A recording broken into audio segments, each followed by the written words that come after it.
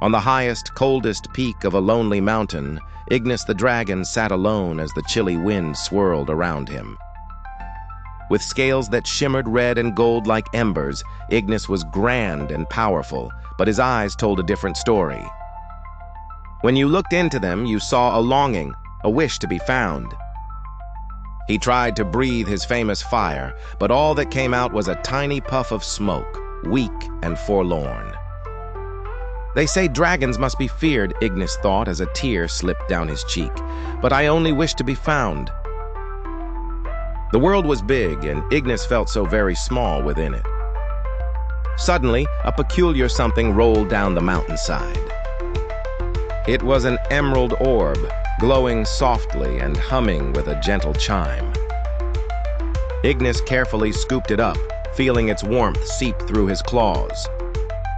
Light danced inside the orb, and for a moment it painted a magical image before his eyes. A majestic, hidden kingdom gleaming in colors he'd never seen before. Hope bubbled in Ignis's chest. He tucked the orb into a pouch on his wing and set off towards a new adventure, guided by its gentle, glowing light. He flew low into a forest so dark and tangled that even the sun seemed scared to enter. Twisted, thorny branches tried to hold him back, scratching his scales, but Ignis pressed on. Suddenly, a monstrous forest guardian appeared, a beast with 3 hideous heads and voices that echoed across the woods. "Turn back, dragon! Solitude is your nature!"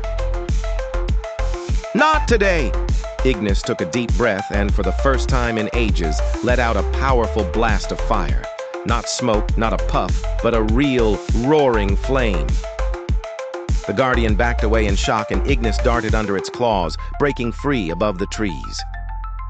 Ignis landed atop a bright cliff that overlooked a mysterious canyon shrouded in mist. The emerald orb flickered, urging him to look down. Ignis wasn't sure what this meant, until he remembered the Song of the Scale, an old dragon legend. "The way is not above," he whispered, "but through." Bravely, he folded his wings and dove into the glowing mist. It swirled around him until he couldn't see anything at all, but the orb shone brighter than ever, projecting a magical, ancient symbol. "Ethera," Ignis murmured as the mist melted away. Before him appeared a sparkling crystal bridge, invisible and beautiful. He stepped lightly onto its surface, crossing into a new world. Looking back, he saw the forest fade into memory. He had passed the greatest trial. On the other side of the bridge, a veil of waterfall mist hid a kingdom of light and serenity. In a sunlit throne garden, the graceful elf queen awaited him, her eyes full of gentle kindness. Ignis bowed, letting the orb float from his pouch to her hand. She smiled. "Welcome, Ignis. We have been waiting for the one with the lonely heart." Ignis looked around and gasped with joy.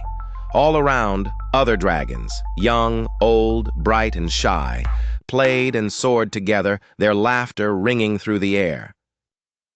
Feeling his spirit return, Ignis breathed out a pillar of pure golden fire that lit the sky with wonder.